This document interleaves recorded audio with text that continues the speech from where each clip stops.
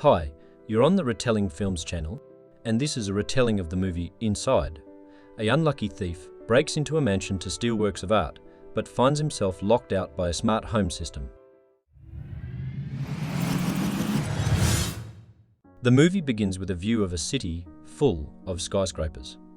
The camera then moves to a penthouse located on one of the skyscrapers. The interior is clean and tidy, as if no one lives here. Meanwhile, the sound of a helicopter flying over the city is heard, and there are talks on the radio. When the countdown ends, the main character, a thief named Nemo, lands on the roof. He cuts through the protective mesh and goes inside, disabling through the control panel the security system. Now he has only 7 minutes to steal all the luxury goods and art, which he enthusiastically does. However, there is a hitch in the theft process. The thief fails to find a self-portrait of Egon Schiele, a famous Austrian artist. After consulting with his accomplice over the radio, Nemo goes to the video installation room, but even there the painting is missing. Deciding that it is better to steal something than nothing at all, the thief decides to leave with the loot, but due to a malfunction in the security system or a wrongly entered code, the alarm system goes off, cutting Nemo off from the exit. A friend leaves the protagonist in order not to be caught for company. In panic, Nemo, at the sound of the siren, tries to break the glass door, but it is bulletproof glass, and all in vain. Then he tries to hack into the control panel, but to no avail. To the annoying howl of the siren, the criminal methodically destroys the flickering lights, plugs his ears, and tries to find speakers to stop the sonic torture. After a while he succeeds, but the question of where the police are remains open. Wandering through the spacious apartment, Nemo is looking around when he comes across a luxurious wooden door. With a knife in his pocket, he tries to break through it. Slowly and sadly, the process is underway. A broken control panel turns on the heating. The hero wants to quench his thirst, but the water in the faucet stops running after a few drops. When he examines the refrigerator, the voice of the virtual assistant reminds him that there is very little food left, and it is necessary to replenish the stock. Tired of nailing himself to a locked door, Nemo rests on the couch, trying to communicate with a colleague by radio. Receiving no response, he retrieves alcohol, cookies and black caviar from the refrigerator, then eats while sitting in front of the TV, which gives out interference, connected not only to the cable channels but also to the video surveillance system. On one of the screens, Nemo sees a security guard. After spending the night in the master bedroom, in the morning the hero hears the sound of a helicopter approaching. Hoping that it's the helicopter coming back for him, he runs to the glass door and notices a pigeon on the terrace, which has gotten in through a hole in the netting. After washing up in a makeshift lake in the greenhouse, he calls his accomplice on the radio, after which he tries to make a phone call, but the phone is disconnected. Also disconnected is the work computer, the owner of which has gone on a business trip to Kazakhstan to build a tower there. Nemo dilutes his confinement with such fun things as going to the toilet and admiring spoiled oranges. With the help of oranges he tries to break the glass, but to no avail. He notices a skylight on the ceiling, which, in theory, can either be opened or broken. From improvised pieces of furniture, he makes a tower to try to get out. Washing his face during a break, the hero is struck by an epiphany. He finds a buried watering hose in the greenhouse, among the plants. But like the rest of the water system, it doesn't work. To quench his thirst, the thief is forced to suck ice from the refrigerator. Pulling the ropes out of the chair, Nemo uses a cloth to reinforce the resulting structure, by which he wants to climb to the top. Soon he bravely, like a mountain climber, sneaks to the top of the man-made, rickety mountain. But the window is just a short distance away, and the thief is forced to climb back down to draw a new plan for the tower. In the process, the smart home turns on the surveillance cameras, and Nemo sees the maid eating lunch on the steps. When she finishes her lunch and leaves, the frustrated man walks over to the broken control panel, trying to set the thermostat a little cooler, but he has other problems besides temperature control. The food runs out, and an attempt to open the canned goods with a knife turns out to be a cut hand. Later, Nemo is forced to escape the heat and thirst in an open refrigerator to the upbeat rhythm of a song automatically turned on by the house, as a reminder that the refrigerator door has been open too long. After opening the canned food by nightfall, He eats and notices a pigeon on the veranda hiding under a tree from the rain, unable to find its way out of the trap. The next day, using an object of art as a chisel, the protagonist opens the freezer where the supplies, meat and canned dog food, are stored. Just then he hears the sound of pouring water. The water sprinkler in the greenhouse automatically turned on. He runs to it to get a drink, and while he can, to lie under the makeshift shower. The prisoner of the penthouse continues to search for a way to escape by opening curtains and turning beds upside down. All the materials go to strengthen the Salvation Tower, which however is still wobbly. Even so, Nemo manages to reach the window on the ceiling, which at first glance is as solid as the walls. Tormented by the heat at night, he sketches in his notebook and watches a maid named Jasmine on the cameras. He notices that she is just on the other side of the front door, but doesn't react to the noise as he listens to music on his headphones in the process, watching the girl walk away and take the elevator downstairs. Nemo doesn't immediately notice that the smart home has switched the climate control to cooling mode. The hero rejoices at the gusts of cool air, but cautiously realizes that anything can be expected from a broken computer. The next morning, the water sprinkler fills the bowls the man left behind. He carefully pours the water into a bottle so as not to die of thirst. Once the thirst issue was resolved, even the intrusive music was no longer as annoying. Having regained his strength, Nemo starts to search the rooms in the spacious apartment that had not yet been explored. After breaking a vase in the process, he makes goggles out of its shards and rags, having thus protected his eyes from dust. The hero climbs up the tower and begins to chisel the window frame. The next day, Nemo talks to himself while he prepares a meal to dispel the silent longing and loneliness that presses on him constantly.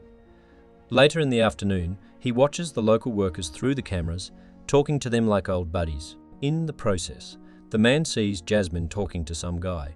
After destroying part of the window frame, the thief sees that there are also bolts. Nemo spends the evening looking through the telescope at the city beyond his reach behind the impenetrable glass. As the temperature slowly drops, the thief tries to fix the control panel, but to no avail, just like the rest of his endeavours. In the changed conditions due to the cold, he is forced to sleep tightly covered with a blanket. The days are spent in monotonous work to break the window frame and observing the staff of the apartment complex through cameras. Weary of boredom and loneliness, Nemo even converses with a pigeon stuck on the other side of the glass. He asks the bird to fly to the park for help, but the bird can't find the hole through which he flew in. Even for fun, Nemo edits the pictures on the wall, drawing moustaches and horns on the people in the picture. Later, after breaking into a closet of clothes, the hero discovers a secret passage behind the wall. In it, he finds a hidden self-portrait of Shelley, as well as a rubber doll of the owner of the house, as if buried here with a book on his chest. The book turns out to be a copy of The Marriage of Heaven and Hell by English poet William Blake, apparently designed by the author himself. After taking the hidden rarities, Nemo returns to the apartment, where he notices a dead pigeon, a comrade in misfortune. In the evening, he sees Jasmine resting on the platform in front of the door, but all the noise he makes does not penetrate through the thick door. Having failed to shout, the hero goes to bed doomed. He dreams that he comes to an exhibition organised by the owner of the apartment.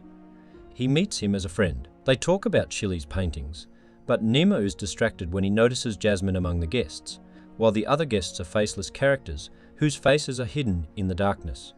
As the host speaks in public, the hero moves farther and farther away, only to end up climbing a staircase glowing in the darkness straight to waking up, a prisoner of the dreaded penthouse. When dawn breaks, Nemo breaks a chair and carefully carves the semblance of a wrench out of the leg to unscrew the nuts holding the glass together. The protagonist's plan fails because the iron simply breaks the wooden tool. From a sense of hopelessness, hunger and a feeling of deep moral dissatisfaction, the captive catches a fish from the aquarium to simply eat it. Not knowing what else to do, the man starts drawing on the concrete walls with charcoal and telling himself jokes. When that gets tiresome, he carves a more advanced wrench, and this time the nut gives in. Before the tool breaks, Nemo manages to unscrew a couple of nuts that separate him from his long-awaited freedom. The more time passes, the fewer chair legs remain, the less food the hero has, the more extensive the black and white picture he paints on the wall. Also, the thief, having voluntarily climbed into this prison, makes a man-made altar where he puts every unscrewed nut, thus symbolizing his hard work and the way to liberation. Together with the pattern on the wall, they form a single composition. After a while, the climate control system switches back to heating, warming up the house. Nemo slowly destroys the fragile ecosystem, forced to make a toilet in the dried-up pool, the reason being the sewage system, which does not work. As the despair continues, he engages in throat singing, dressed in a strange costume he has found. As the monotonous daily routine dulls him, he loses his guard, and after unscrewing another nut from the window, he suddenly loses his balance and tumbles down the tower. The fall turns into a broken leg, and this at a time when only 2 nuts and bolts separated him from his cherished salvation. After eating the remaining supplies, the traumatized Nemo watches bright fireworks explode outside the window. The man turns his head and sees Jasmine. The uniformed girl is standing next to the TV as if she had stepped off the screen. Jasmine walks over to him and sits down next to him. Her lips swoon in excited proximity to Nemo's FaceTime after time, but she does not touch him. The reason for this attitude to him is banal simple. The girl is only a hallucination of the protagonist. Having constructed a splint for his leg, Nemo waits for it to finally heal. As he stands in front of the mirror, the landlord appears behind him. The old man beats the thief's head against the sink, but coming to himself on the floor with a bloody face, the hero realizes that it was also a hallucination. However, from his lying position, he suddenly notices the fire alarm sensors on the ceiling. Nemo tears the magazines into thin shreds, then picks up the magnifying glass. The laws of physics, the sun and the curvature of the lens allow the protagonist to make fire. He makes a torch, which he brings to the sensor. At the same moment, the fire extinguishing system turns on.